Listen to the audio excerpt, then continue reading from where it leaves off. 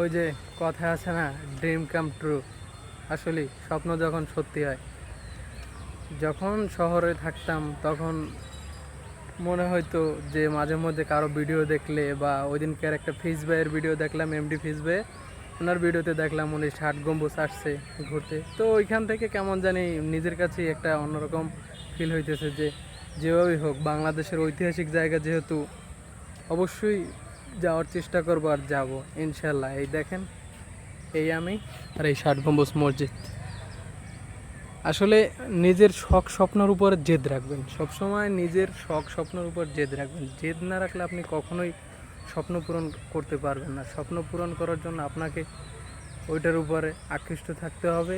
আর বেশিরভাগ ক্ষেত্রে দেখা যায় আপনি হয়তো স্বপ্ন দেখেন, আসলে আমার দ্বারা হবে না বলে অনেক সময় নিজেকে দূরে সরে ফেলেন। আসলে এমনটা করবেন না, কখনোই করবেন না।